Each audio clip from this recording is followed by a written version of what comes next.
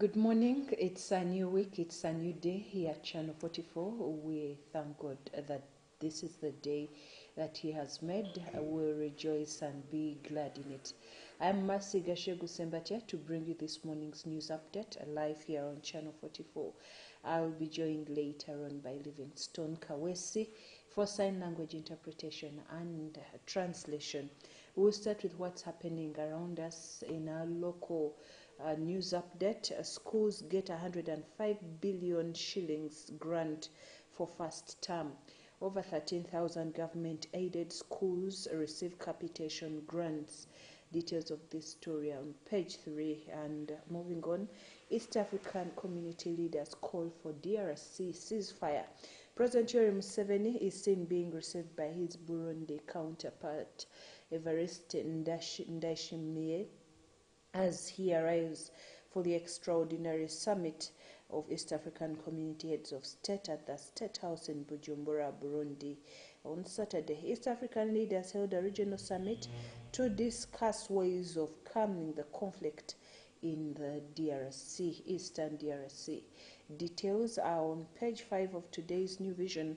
The New Vision brings you over 370 job opportunities, tenders, in SR Project, World Food Program, UCDA, and the Water Ministry. Get yourself a copy and get to know where you can get your own job or tender. Tarehe Sita, the untold story of Museveni's escapades in Mount Elgon. Yeah, get it in today's New Vision. Suspected ADF collaborators arrested. National Water and Sewage Corporation speaks out on water bill inflation, and also the New Vision brings you holiday work, Senior 2 Chemistry, Senior 3 Maths and Physics in today's New Vision. Off to the Daily Monitor. Inside Umeme's 700 billion shillings exit plan, the country's main power distributor, whose concession agreement runs until 2025, is set to leave the country, but with a buyout to be made by the taxpayer. The Daily Monitor digs deep into the maze of this deal and a way forward. Details on page 4 and 5 of today's Daily Monitor. And back to school, homosexuality talk takes center stage as term starts. The fear of every parent is as the term begins, according to the Daily Monitor, is on homosexuality. Details on page 2 and 3, different stories of different schools. In today's Daily Monitor, leaders order troop deployment in DRC. Skinner retires after 40 years at Watoto. Acholi chiefdom sues government over Swaland.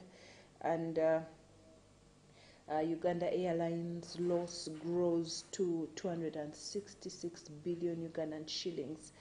On page 33 of today's Daily Monitor, that's in the business news segment. And also on the NSSF probe, they bring you the unanswered questions so far. And Panorama, Captain Olaka's death, was it suicide or murder? In today's Daily Monitor. Right now, we'll go straight into our international news update. I'll now be joined by Livingstone Kawesi for sign language interpretation and translation. We'll start with what's happening in our region.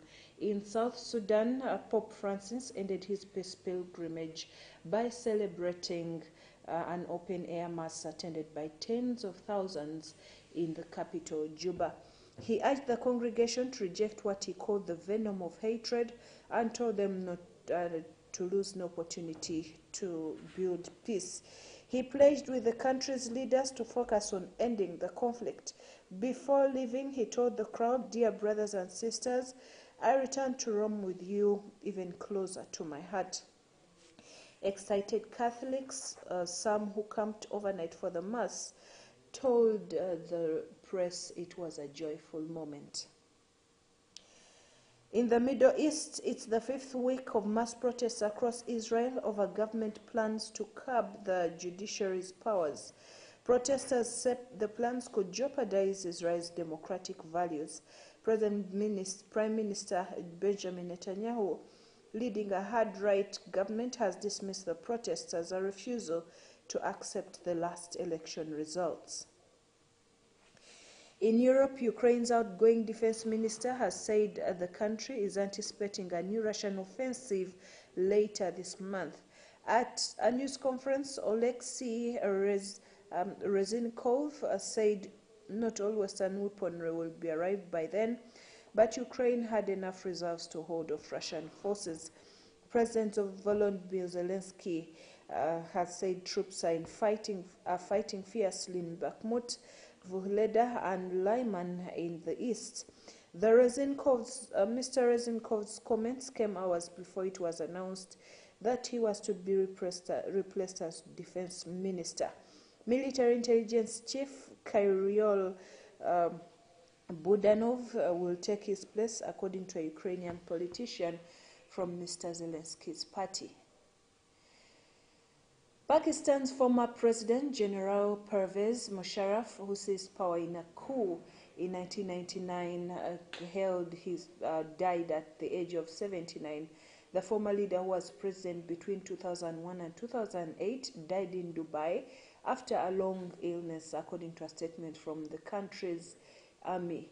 He had survived numerous assassination attempts and found himself on the front line of the struggle between militant Islamists and the West. He supported the U.S.'s war on terror after 9/11 despite domestic opposition. In 2008, he suffered defeat in the polls and left the country 6 months later. Elsewhere, 10 people have been killed in several avalanches across the Austrian and Swiss Alps over the weekend. Tourists from New Zealand, China and Germany were among the dead at a number of different ski resorts.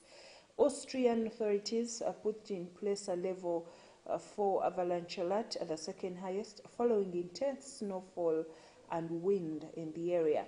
Despite the warnings, ski resorts in Western Austria have been filling up due to school holidays in Vienna. Austrian police announced 5 deaths on Sunday, including that of a 59-year-old man who was using a snowplow in the western region of Tyrol. In the Middle East, Iran's supreme leader has pardoned tens of thousands of prisoners, including many linked to anti-government protests. State media reports say the pardons by Ayatollah Ali Khamenei came with conditions. The pardons come on the eve of the anniversary of the Islamic Revolution in 1979. Demonstrations erupted last September following the death in custody of a woman held by Iran's morality report police. Mahsa Amini, who is aged 22, was arrested for allegedly wearing her hijab or headscarf improperly in violation of Iran's strict dress code for women.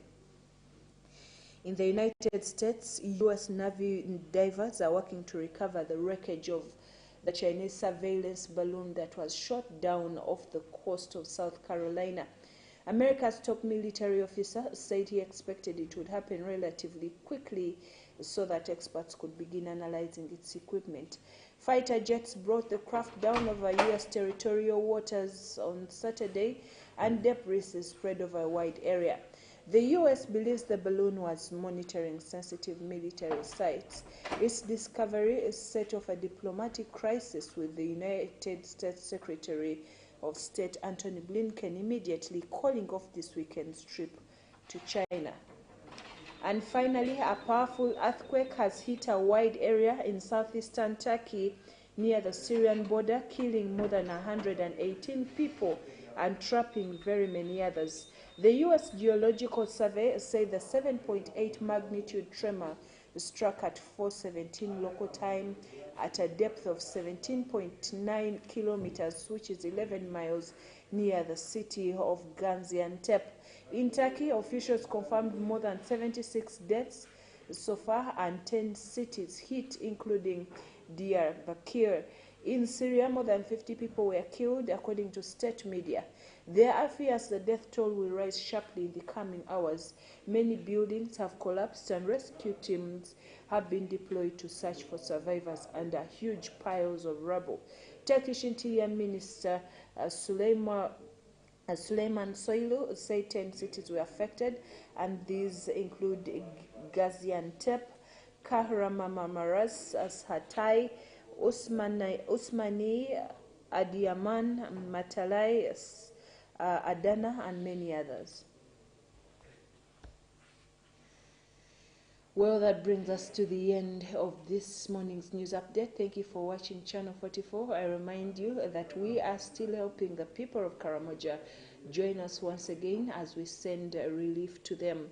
You can send your seed or contribution to the numbers that will be available during the services. Alternatively, you can send your seed you can bring it to the Miracle Center Cathedral. At the church reception, you will be given a receipt for accountability.